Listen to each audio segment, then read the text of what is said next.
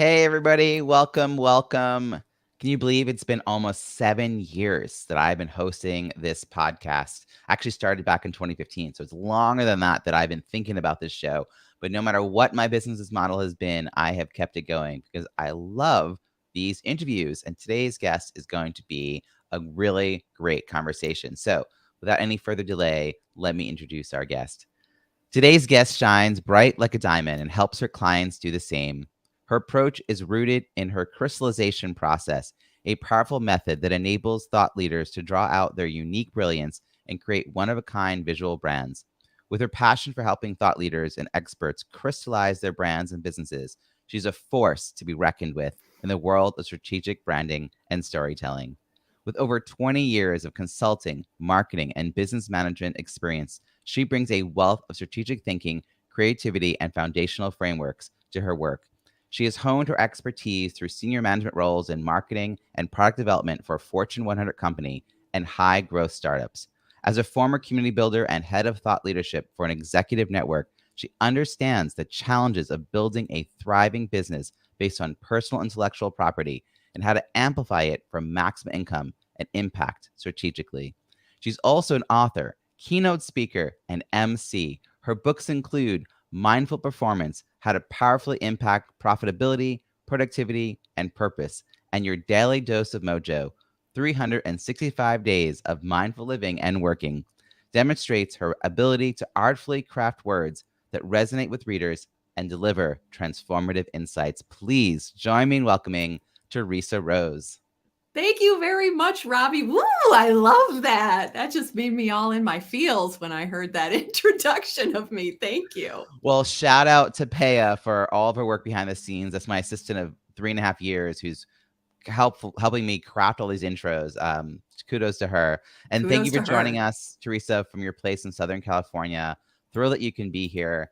And this is a show, it's about uh, leadership and, relationship building. So to kick things off, how do you define leadership? And when did you realize you had the skills to lead? That is such a great question. As someone who I've gotten a business management degree and I've led lots of different organizations, at every level you can imagine. And to define leadership is a very complex one on one hand. But as a crystallizer, I like to bring everything down to its essence. And so when you ask the question of how do I define leadership, I really believe at the end of all days, it's about showing up in mind, body, and spirit. And when you show up in mind, body, and spirit, you can learn as you go the things that require being an effective leader. How I knew I had it was really when I think back on what does that mean, showing up in mind, body, and spirit for yourself, for others, for your customers, for your teams. I think of my mother.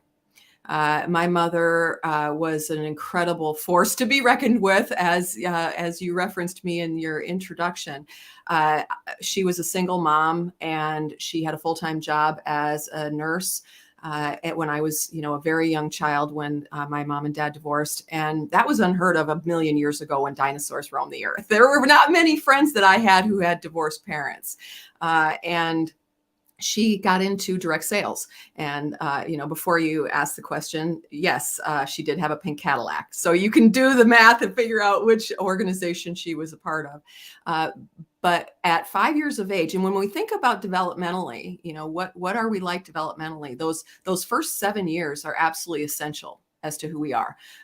And that time, that transformative, character creating time for me, I got a chance to witness a powerful single woman who couldn't really rely on anyone else but her own moxie and gumption and drive and survival instinct to do two things at once, to be able to, put in a full day's work as an ER nurse, ER surgical nurse, in fact, and also, sell product to strangers around their dining room tables in Minnesota in the winter in a blizzard. She found a way to do that, show up in mind, really being able to turn off the distractions of all the other things, including raising children by herself, with not a lot of resources to support her, and show up in body just hoofing it, hoofing it through the snowstorms of Minnesota in her rusty Datsun B210 with her two pink suitcases on her shoulders, her tiny little shoulders, and in spirit to really be this powerful force when she was with, whether it was one person or 6 people or 60 or 600, which I've seen her do in all of those situations. And so as a child, I saw what it looked like. And I realized, well, first of all, I was really commissioned to be showing up with her, right? I was her chief washcloth runner and product fulfillment officer and assistant across all of the Midwest for years. So I was really invited to nudged to be present and be there. I couldn't goof around. I couldn't, do something else in color, or there was no, screens for me to watch, right? There was simply being there. And I not only had to be there as the child, 5 years old, 6 years old when my mom was doing this, I was participating. And so this was a part of my core framework of who I am and how I've shown up over the last decades. I have to tell you, all these years of doing a podcast, it fascinates me that there's still a way to surprise me about how that question can be answered. Your mother sounds like a force to be Yeah. reckoned with herself, and that you, at a very young age, were front and center witness to what she was doing, mind, body, and spirit, Yeah. and just that she had that tenacity to keep going, but also to involve you. Like, she could have brought crayons. Yep. She could have brought coloring book and told you to sit. Children are to be seen but not heard. She could have Yeah. stuck you in the corner. But the fact that she engaged you at your own level and had you be a participant in your own way, so that you started to pay more attention to what the grown-ups were doing, what she was doing. I mean, Yes. that you carry those lessons with you all these years, and that you got an introduction to sales at a young age. So Oh, sales was not scary. It wasn't, this thing. It was like, you saw it as people sitting around a table helping each other. yeah. Not only, thank you for that acknowledgement. Not only did I learn sales at an incredibly young age, and I'm talking effective sales, right? I saw not only the power that my mother had to, provide a service from a product perspective and fill the little pink bags with the goodies. I saw, more importantly, I saw the recruiting interviews that she did, countless recruiting interviews that she did in Perkins restaurants all over the Midwest, where I was sitting right next to her, and she was having conversations with people about becoming a consultant and starting their training program under her leadership. And I watched. And she would tell me, she'd say, Teeter, I want you to understand things. When you see people, Mary Kay Ash always said, when you see people, you see something on their forehead that says, make me feel special. And she would tell me, we would almost debrief in the car on the way back, right? This is how much of a nerd I am and how much I've had sales in my bones, in my blood, and how I'm so good at it, is because I really understood at an incredibly early age that to be in a sales role successfully, you needed to be fully present with people, and you needed to really put your own, my mom would say it all the time, you need to put your own agenda aside when you're having these conversations, whether it's the product sales or the recruiting. It was, you are not a part of this. And bear in mind, I saw this woman struggle with daily, how much money do we have, eating Dinty Moore stew, right? Having things that were really we were without for a lot early on. And she would be able to summon by will the understanding of how to put your own ego aside and your own fears and agenda aside to really be with someone and make them feel special in a way that says, in what my language would be, make them feel heard, right? Make them feel heard and seen and appreciated. And she never griped about if she would drive an hour in a snowstorm and sell a mascara. She just wouldn't. She just knew that was a part of the job over and over and over again. And that was huge for me to understand, that it wasn't about me at all. And I think, and I want to give shout out to the company, Mary Kay Cosmetics, because my mother didn't just, get these ideas out of her head, right? She got these ideas out of Napoleon Hill's Think and Grow Rich, of which my weathered 1960 copy of hers, $1.95, is on my shoulder behind me right now. So she would be a voracious devourer of positive content. I mean, I knew Napoleon Hill and Tony Robbins and Dale Carnegie and Zig Ziglar, right? So when I got into the speaking business, 15 years ago, I already knew all of those people because I literally grew up on it. And it was because of what she got fed into her heart, into her spirit every night. She'd read about it. She was committed to it. She was committed to not only being successful in Mary Kay, she was committed to being that type of professional, right? Who really elevated their mindset, elevated their actions, and therefore elevated their impact. I'm curious how this translated to who you were on the playground, like as a young kid. Were you outspoken? Did you organize your friends? Did you sit back and watch the dynamics? Did teachers witness and see in you potential, and they invited you to partake in some special roles? Like, how did this all sort of play out in those early years? Well, let's just say that I was not a wallflower, Robbie. I won most enthusiastic in second grade. And I remember coming home from that at the end. And my teacher, Mr. Mosman, second grade teacher, at the end of the year, he was revolutionary. We didn't get certificates back then. That was not a thing, right? To say you are the best smile, you're best in math, you are a great speller. I came home and I had most enthusiastic, and I was crying because I said, I don't even know what that means. And Mr. Mosman said, ask your mom, she'll know what it means. And when I went home and I said, what does this mean, Mom? And she says, Teeter, it's because you have all that energy, and that will never serve you wrong, Lady Jane. That will never serve you wrong. And so this is in my bones. And that enthusiasm that I have had translated in school to, first of all, I was the first one to volunteer for anything relating to performance. I mean, I was Mary, I was the Silver Bell, I was Rudolph, all in the same show, right? That's me. And I was the most, valuable cheerleader, right? Not because I could jump the highest, believe you me. I was definitely the most solid, as we shall say, solid cheerleader on the team. And then I found theater. I mean, once I found theater, right? I mean, I love the stage. The stage is my natural habitat. I absolutely adore performing, whether it's performing a role, or more importantly, what I really loved then is just being on stage, being Theresa Rose, and sharing my gifts and talents with the many audiences that I've been privileged to do that with. This is fascinating to hear how all the messages that you grew up learning like translated to, your innate enthusiasm. It feels like that's like a who you were, core sense of being. Yeah. And then how that led to opportunities, because you're like, you're being seen and appreciated for that. When you're, I don't know, 12 or so years old, do you have any sense what you were going to be when you grew up? Was there like a path laid out? Were you going to follow your mother's footsteps? Like, was college part of the plan?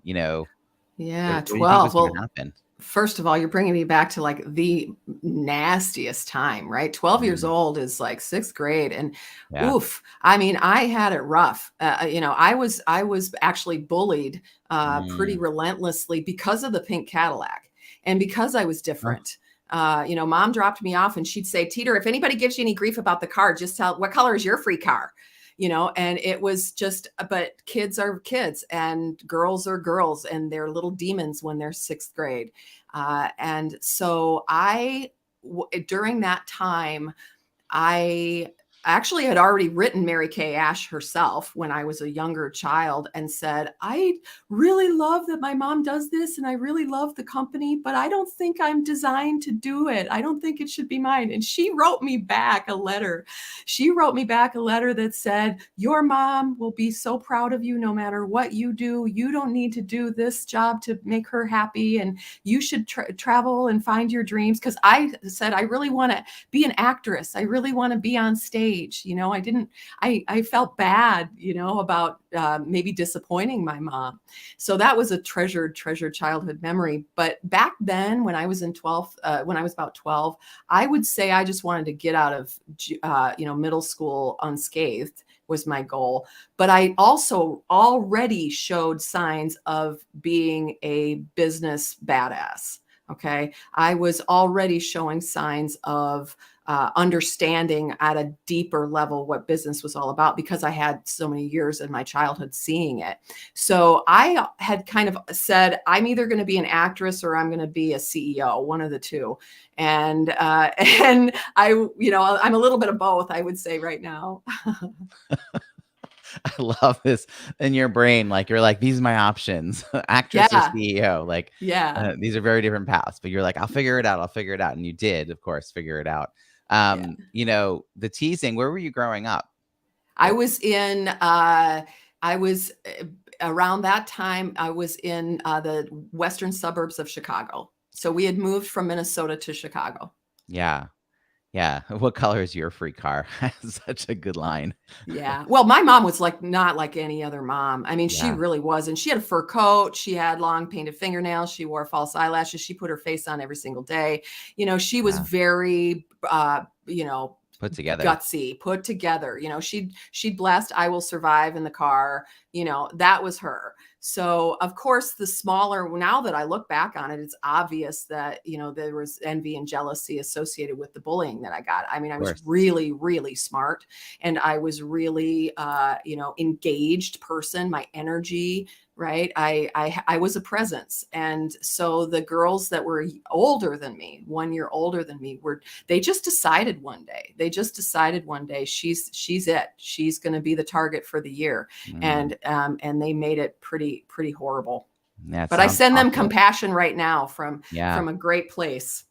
Right. Yeah. The different perspective you can have as an adult to see like what was driving people to have those experiences. Yeah. Um, did college end up being part of the path? Did you go to College. performing arts or business? Like, what did you end up doing? I went to business. Actually, what I did was my first year, right out of high school, I went to the University of Southern California. I followed a boy, which was a bad, bad, bad idea. And so I went to college for 1 year, and then I came back to Chicago and went to DePaul for 1 year. And I was really having to work through that whole time. I worked for the colleges, both USC and DePaul. I worked in the student affairs in USC, and I worked in the financial aid office in DePaul. And finally, actually, ironically, Mary Kay came around again, where I was like, well, now that I'm grown up, maybe I should, if I'm already working, why don't I just do that? And I tried again, or tried really for the real first time, seriously, and I wasn't any good at it. Even though I knew it, I could do a sales presentation, and I'm not exaggerating. I could do a sales presentation by the time I was 7 years old, Mhm. the whole thing, the entire thing. And I couldn't do it. And it was because when I look back on it, I knew it wasn't my destiny, and I knew it wasn't where my skill sets lie. And so that was painful for me. And then once I quit, I quit college then to sort of do that. And I, to make money on my own. I did go back to college when I was 31, when I had an infant daughter. I was working full time as a senior manager of marketing and product development for a Fortune 100 company. I was a busy lady. I had a huge team, $100 million of annual revenue I was responsible for. And I worked for a company that would pay for my education to finish it. And it was like, it always bothered me that I didn't get my Mm, degree because I was always so academically inclined mhm. that it was like, I hate the fact that there is any door that is not open to me the way I deserve it to be open. And if it's for the silly piece of paper, which is what I perceived it as at the time, if that silly piece of paper is going to get me more doors open, then I'm going to do it. And I went to night school and finished my degree in my 30s. God, it's a story of perseverance right there. And also knowing yourself. I mean, it makes sense that you would have tried your hand at Mary Kay given your own history with it and Yeah. to find out that it really wasn't your aptitude, that it didn't actually, even though you knew how to do the presentation, it wasn't Yeah. where your calling was. That sounds like a very difficult moment to kind of settle in that reality. And then like, what next? Like, where did you go next? We were in college. There was no Yeah. path laid out in front of you. Your friends are probably still busy at like In school. college. Yeah, Yeah, like they're in school. they're not thinking about what's next because the next No. hasn't happened for them yet. So where do you go? I was a temp. So and you know what? I'll tell you, one of the most valuable experiences I ever had was being a temporary employee for Manpower. I would have, and if I'll tell you, if any of your listeners are current or former temporary employees, there's a special place in heaven for all of us, because that's a thankless, awful experience, because you just get thrown into new environments where you don't know anyone and you don't even know what they're going to ask of you, and you need to do it, right? Show up, mind, body, and spirit, like my mom taught me. So I learned early on in Chicago. I'm downtown Chicago at this point, okay? 19 years old, little studio apartment on North and Wells, half a block from Second City, which as a theater person, I would go to the free shows after the real show was over, when they would just do their workshopping. That was my form of entertainment. And then I was temping during the day. And what happened is I was like, I'm going to do the best I possibly can, right? When I'm here, whether it was data entry or writing letters or doing the mail, and whatever it would be, I would get more and more responsibilities as I progressed, because I was just showing my focus and my talent, my dedication to doing a good job. And I parlayed a temp job into my first full-time job. And I was an assistant in the marketing department for Morton's of Chicago Steakhouse and in Chicago. And that's when I really started to get a clear picture of what marketing is. And I had already known what sales was, right, from mom, but I really started to understand marketing campaigns and what the objectives were and how do you present it and how it's connected to sales. And that really kind of kicked off everything for me, Robbie, where I took that job. And then I, ended up getting that HR director, went to a different company. She started a startup company. And I was the 12th employee hired in this major startup company, because she just saw that I could get things done, right? I could get things done. I saw things differently than other people did, especially kind of conceptually. I realized then that I was really, really good at breaking things down to its essence, right? As a project manager, I could just look at a huge project and go, well, this is what we need to do. Boom. And there was real value in the marketplace for someone who could go through the weeds and really see the essence of what a campaign or a product needed to do. It's an incredible place to learn too. By the way, I'm going to raise my hand as one of those people that tempt. Yay! I bet you have some stories. Yeah, you bring me back. I actually had a funny moment when I moved to a new city and I went to 5 temp agencies in one day for interviews. And 3 of them used the same software to test your computer skills. Oh, yes. And it was funny because my skills were very strong in intermediate and advanced, but not in basic, because I didn't know I knew all the shortcuts on computers. I didn't know the basic keystroke. But by the end of the day, I figured out what I had been missing, and I scored really high. But then I was too advanced. I didn't get any callbacks. They told me that my pay rate that I was expecting and what I was offering, they didn't have any roles for me. And it was such a disappointment because previously I had temped and I was like, oh, I'll just do that when I get to the city. Right. But I guess it all worked out the way it's supposed to, because I ended up getting an actual job that I enjoyed. That's But good. yes, That's having the good. opportunity to try lots of different things and bring your full self and bring your best self, and then to get into the world of marketing, and have someone witness and realize that you are a person who can bring so much value to invite you onto that journey with a startup. Startup world's unique in itself. I mean, you're not the entrepreneur, but it is very much there's a lot of entrepreneurial energy in startups. Absolutely. Were you really attracted to that? Was that knowing that was going to be a possibility for you, given your mother's background? Did that seem appealing? I love it. I loved it back then and I love it now, even though it can be heartbreaking and exhausting and so much drama and so much kind of just heavy intensity about it. But the entrepreneurial spirit, I of course grew up around the entrepreneurial spirit. And then when I was in this, startup where I was really, an integral part of the fundamental growing of the infrastructure, the corporate infrastructure. And, we'd work. I mean, I would just work.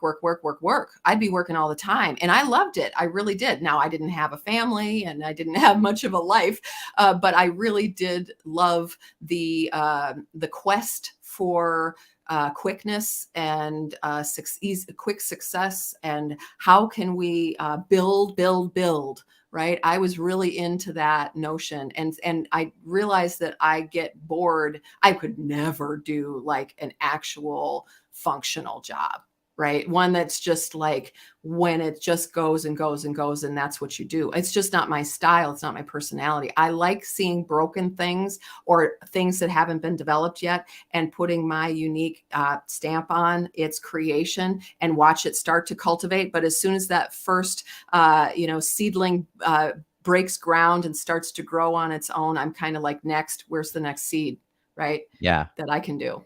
Yeah, it's hard though, because a lot of times in a job, you get really excited in the beginning, the founder syndrome. Like you get really excited about founding something, and then it's Yeah, time to just nurture and sustain, and that's a very different energy and a very different skill set. So, totally. knowing that about yourself. So, at what point did you leave this startup, and could you continue on like a career path, or did you head off into your own entrepreneurial work? Well, again, I followed another man.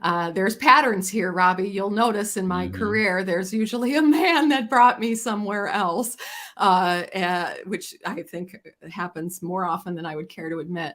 Uh, so I worked at this great company, and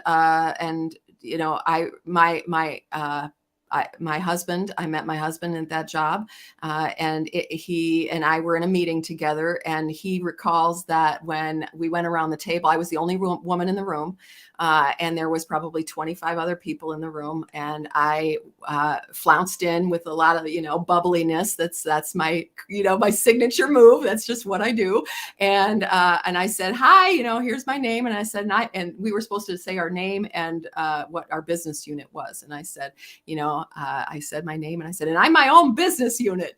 And so we fell in love. And when his engagement was over, I moved from what was at the time Denver, moved all the way across country to Washington, D.C., really the Reston, Virginia, Northern Virginia area. And I then started to consult. So I started to do it on my own. I became a management consultant working with other organizations, going in and essentially finding the broken pieces, seeing it as a puzzle that needed to be fixed with real people in it instead of pieces, but they were actual people and objectives and Hmm. strategies that we were working with. And that went for a good long time until, and then there was a move from DC down to Florida, Sarasota, Florida. I wanted to be closer to my mom. She was down in Marco Island at the time. So I continued to do that consulting work, and then then I parlayed that consulting work into another corporate role, where was the senior management role. So again, consulting to permanent, and that went great. That job was incredibly challenging, and I learned a ton about enterprise management, right? Hmm. It's a different beast completely than a smaller company, than a startup company when you have a big behemoth. So I've had so many different pieces. But as a part of that job, after I laid off, a dozen people on my team on a Friday, I got the call from my boss that said, you're a part of the RIF. And I was just shocked. I mean, I remember driving off, I had to drive an hour every day from Sarasota to Tampa. And I was driving over the Sunshine Parkway Bridge in the Tampa St. Pete area. And, I had gotten ill in my car, and I was just shaking because I was not the kind of person that failed. Okay. I just Hmm. wasn't. I go until I am done, and it is done. And so it was so shocking to me that I was part of that, and which tells you, how disconnected you can be when it's an organization. They don't care that I don't want to be, let me not paint with such a broad brushstroke. That organization at that size, where it was in its journey, which was 6 weeks later, it went bankrupt. I was a number. I wasn't a person. So I just decided I want to do something totally different. Now, this is where the life takes a really right turn, Robbie, is I couldn't find a job. All right. And I was a great networker, and What year is this? This was in 2000. Let's see, 2001. 2001. Okay. Could not find a job. And it was not like me not to find a job. 9/11 had just happened too, right? 9/11. Oh yeah, I was at the corporate job when 9/11 happened. I was a mile away from the airport, and I could see from my corner office that had all glass around it in Tampa, the planes landing to the airport. And I remember the conference call that I was on with one of my teammates, and it all went down. And the airplane suddenly looked a lot closer and a lot more terrifying when you could, when we were in attack. So how I transitioned to a whole other different part of my life was I couldn't find a job. I was getting depressed. I didn't know what to do. And my husband said, we need a vacation. We need to get out of here because you're driving me crazy. So we went to Sedona, Arizona. And the very first thing I did was, there's a lot of new age psychic energy that is in Sedona, which I kind of knew, but I didn't really. I just thought, okay, we're getting away. And I noticed, hey, wait, well, they've got these psychics here. I'm going to go ask where my next job is.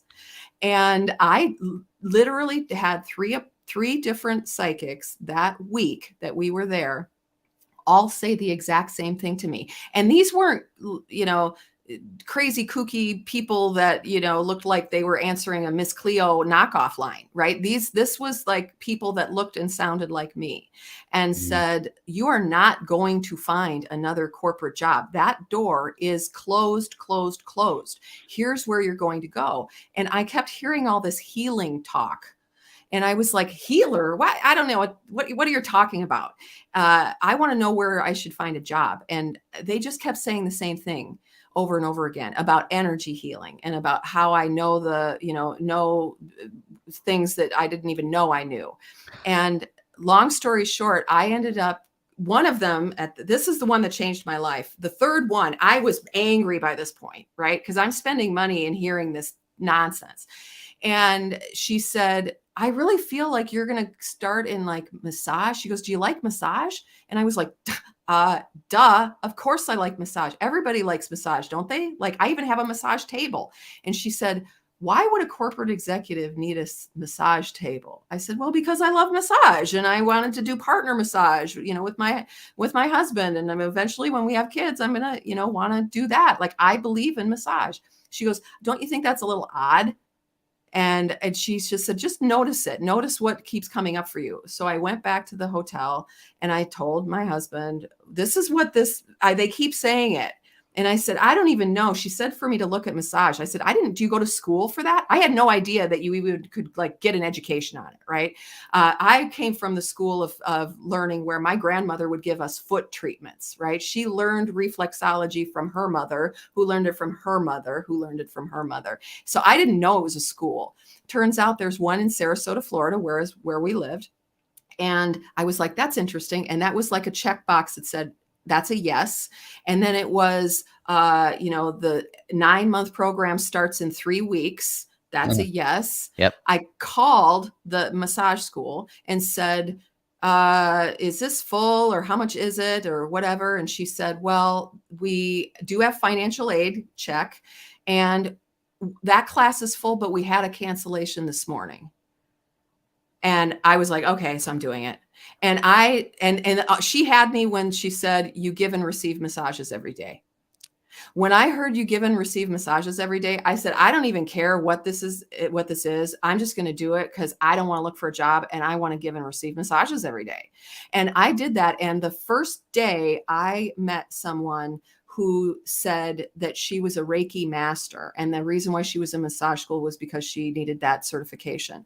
And I had previously received Reiki when I had my daughter. Okay. I had some infertility concerns and I got Reiki. And I remember going like, I don't know what's happening, but my whole body feels like it's electrified. And so when I went to massage school, I was really getting a secondary education outside of that about energy. And I became a Reiki master. And I really started to get into the study of mind body energetics. And I honed my intuitive skills, and I taught weekly meditation courses. I became a nationally certified therapeutic bodywork teacher, and energy healing was my jam. And as a result of that, I created an energy center, it was actually called Energy Works. And I loved it. And mom was my assistant and interior designer and counterpart receptionist. And I loved that job. I learned so much about the human condition. I learned so much about how things feel, Robbie, there. It's How do just things so feel? interesting. I'm trying to take, it's like you've had these different lives, Yeah, right? I know. Like, because you could really have like there is the before and after moment in your story. Yep. Because you were, sales, marketing, Yep. corporate work, fairly traditional model, linear thinking, process oriented. You Yep. appreciated systems and taking things apart and putting them back together. That's one Yep. part of your brain. Yep. You're really closed off to the energy, the healing, like the power of touch, like the power of energy. Yeah. Like you didn't have an openness to any of that. And then on a lark, Yeah. you're like, I just need an answer for what I'm going to do next in Yeah. life. You know what? I'm in this place that has all these people that will, read my fortune. Why Yep. not? Yep. And then you're like, I Mhm. don't like that answer. I'm going to go to another one. Wait a Uh-huh. second. Oh, and then Yeah. you're like, not even like, it's no longer a lark. It's no longer for fun. You're going to the third one, demanding some Oh, better answer. exactly. That is exactly what I did. Yes. And I was like, do And you all have a network that you're communicating? Here's the gullible one from Florida that's around. What are you telling yeah, her? like how could this be happening? And this whole Yeah. idea of like even her saying to you, pay Yeah. attention to what's happening. Like, Right. and she was right. Most corporate execs don't own a massage table. Right. Most corporate execs don't have a history of a family lineage of learning reflexology and passing it Right. down generation to Yep. generation. These were things that you didn't pay attention to, Right. and suddenly it became front and center. And I love the idea of going to massage school because you don't want to keep, looking for a job is a full-time job. So you're like, well, I'll get a certification, but also give and get massages every day for 9 months. Yep. That sounds like a better plan right now. And then that little crack, it feels like the door just slightly cracked open. Yeah. And then everybody you met after that were living, it's almost like a whole new world that you suddenly like, it's like noticing, like the noticing started to Yes. happen.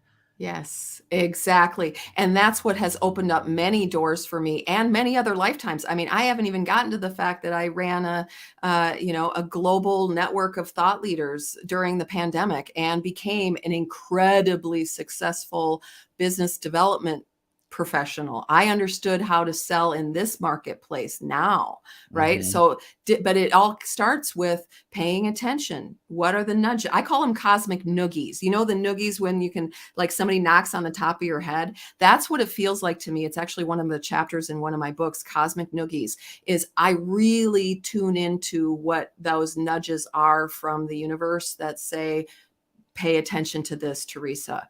And it has served me well. Has it given me some pain too? Yes. And I can now sit in this space of where I am now and realize that everything that's happened to me has happened to me the way it's supposed to happen to me, because now I am uniquely qualified to do the work that I do as a crystallizer, because it's not just about being a marketing person.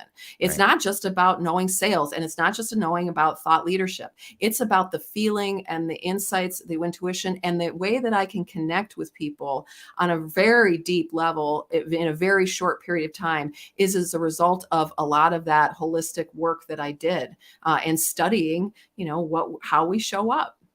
Back to Yeah, the it feels same like question at the beginning, right? How we show up. It feels like all of that's informing who you are today. You're bringing all of that with you. You've done a really great job integrating all these sides of you, as opposed to shutting one down in order to let the other one flourish. Like Yeah. you've done a good job, the crystallization and integration for your own work. Like you understand the essence of what you do. I'm Yes. curious about your network, because I Oh, imagine over the years it's grown in various ways. yeah. It's gone in different directions. I'm curious how you stay connected with people. You know, you've got your inner core people, but then there's Yeah. like the people 2 or 3 layers out that you see once a year at a conference, or you worked with them 5 years ago and you haven't since. You like each other. We should Yeah. start with that preface. That's you like each other. How do you sustain those kinds of connections?